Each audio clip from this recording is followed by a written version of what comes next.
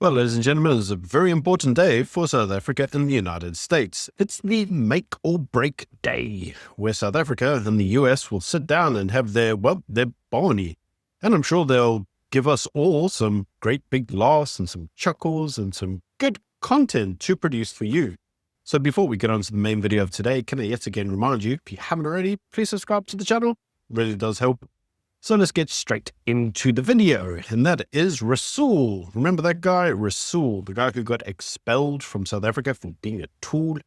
Well, he has said that CYRIL Ramaphosa should go to Donald Trump and tell him what for. He should say to him, "This is our positions on things here, buddy.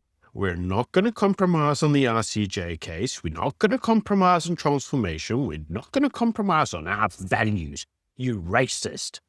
And I've said for ages, if this is the approach that CYRIL Ramaphosa intends to take with Donald Trump, this meeting is going to be a disaster.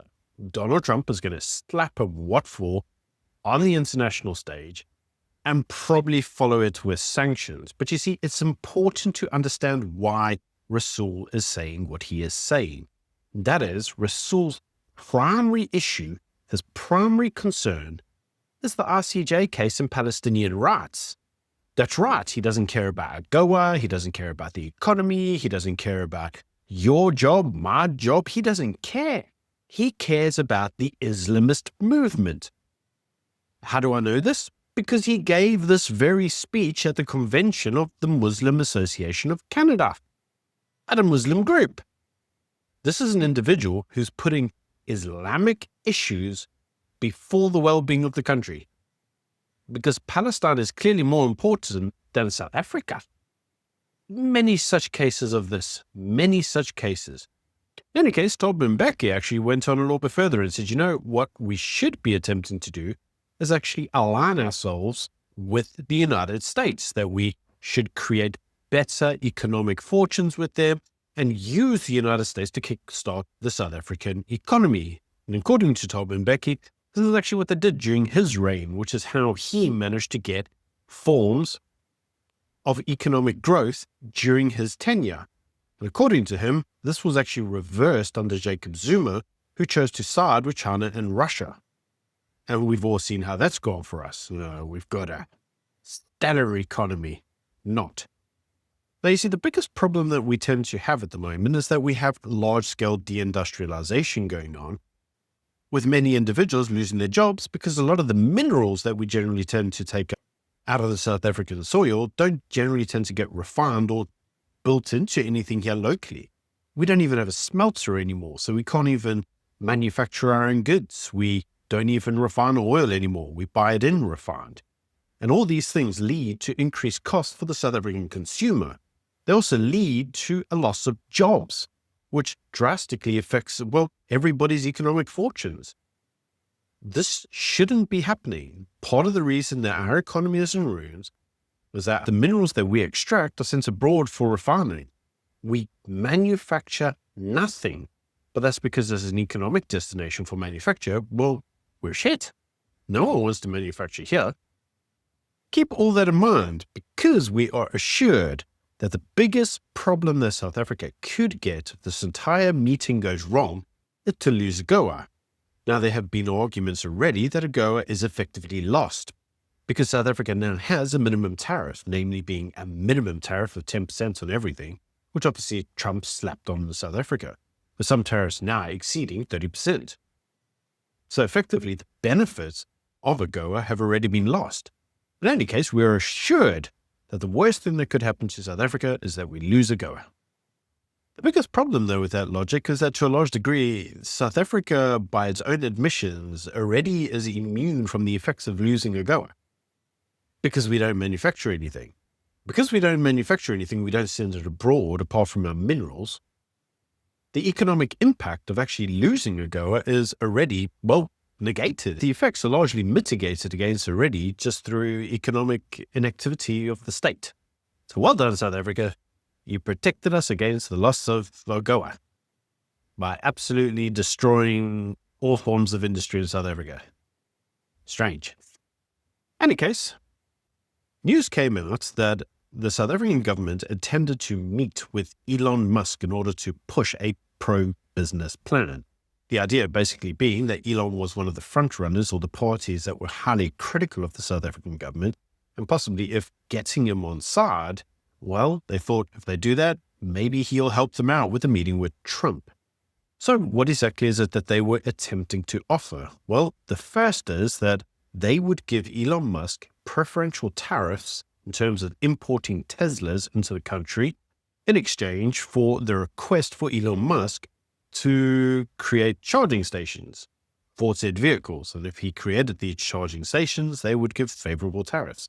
The second thing was going to be allowing him to bring Starlink into the country without the BE criteria, effectively bypassing Nkasa's rules so that he can have Starlink here. These are the two things they want to ask for Elon. And news broke that apparently the South African government were going to meet with Elon Musk prior to the meeting and say, everything I just told you. So the suggestion that this was going to happen turned out to be, well, 100% true. Not otherwise. And so now I'm in this absurd situation where I was born in South Africa but cannot get a license to operate in Starlink because I'm not black. Well, it looks like that's about looks like that's about to change. I just asked you a question. Please answer. Does that seem right to you? Well, those rules were designed to bring yes or no? those rules were designed to bring about an era of more economic equality in South Africa, and it looks like the government has found a way around those rules for you. I asked you a question. This is your interview. Everyone wants to hear from you. I asked you a question. Yes or no? Not Racist for me. laws, yes or no? Not for me to answer. I have got a question for you about your government work though and the amount of savings. Why do you like racist laws? This is not for me to answer. Come on. Yes, it is. Now, you wouldn't be trying to dodge a question. You have to ask a question. I answer my question. No, you answer. So the question is, how have they worked around the local black ownership rules in order to get Starlink off the ground? And what does this actually mean for weakening of the BE framework? Because this appears to show that the BE armor now has a chink in it. As they say, the king can bleed. And so BE itself has already been weakened by Elon Musk. But it's not all sunshine and happiness, because this obviously does mean that there are other companies around the world that could now be exempt from the BE criteria, namely companies from China and the Middle East. Saying that, there are obviously potential workarounds already in place for BMW, Ford, Toyota, and so forth. And so this entire chink in the way that the rules are being readjusted could mean some form of economic growth. So it depends how you look at it. Positive, negative, will it even happen? I don't know. I mean, at this point in time, hasn't happened. It's all just speculative. But what's not speculative is the individuals that have gone to go with Ramaphosa. And that is that news that came out, Johan Rupert was one of the individuals who joined Ramaphosa in the Trump meeting, with some insiders suggesting that it was actually Johan that arranged the meeting in the first place. Because as we've heard over previous months, Durka have largely been ineffective in actually getting the meeting in the first place. One of the other individuals to join the fray is the token white guy, that being John Steenhuisen, who's also going there in order to create a deal, a working relationship with the United States for agricultural products.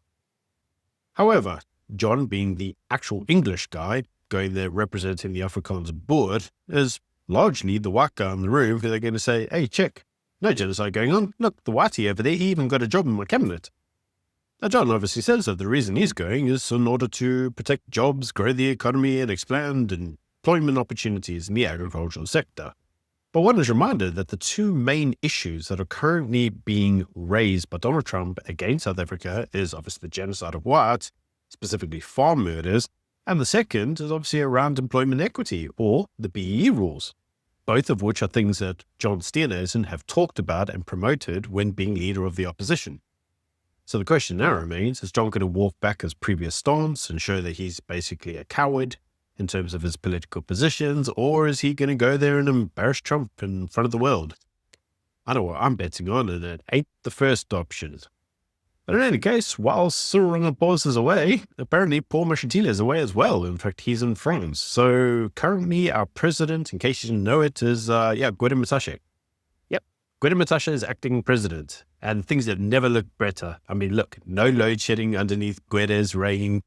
There's been no riots under Guedes' reign. If only every day was like this, eh? Jokes aside, the South African government doesn't really seem to understand what it's going in there for. They seem to think that the only things they're going to do is go there and explain that there's no genocide and that the BE rules are needed for transformation. But they fail to understand what the Trump regime wants from South Africa. It's very easy to understand what they could do in order for them to rectify the relationship between two parties. The first is abandon your working relationship with Iran. The South African government has got far too close with Iran since the last elections. Since the suggestion, effectively, that Iran paid off their debt. This is an allegation, obviously, but obviously since October 7th as well, the Iranian government and the South African government have got ever closer, specifically following the launching of the ICJ case against Israel. Many of these issues have angered the United States, specifically in terms of the foreign policy. This obviously after South Africa sided with, well, Russia in terms of the Russian-Ukraine war. The other issues around property rights and genocide, I believe personally, are, whilst maybe minor issues for the Americans, aren't really the main issues. If South Africa were to adopt or at least reduce and make some of their BE rules, their affirmative action rules, just slightly more palatable and a little bit easier to comply with, I think the United States would probably let this issue go. But largely, the issue that I believe annoys them the most is the ICJ issue with Israel and South Africa's relationship with Iran. If South Africa were to slightly be a bit more moderate in its position, less Marxist, less pro-socialist propaganda, I believe the US would probably just let them slide. The issues largely are actually quite easily to be solved. But the problem is that I say easily solved only on paper, but not so easily solved when it comes through to the actual United States actual position. Because for them to roll back these positions would require, well, basically a political realignment, which could fracture the party.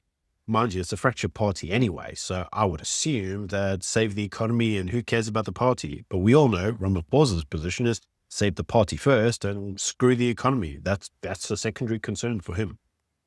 But largely, it's actually been very interesting to note because you see, whilst South Africa has obviously been put on the refugee list for the United States, news has come out that the number of refugees leaving South Africa has never been higher.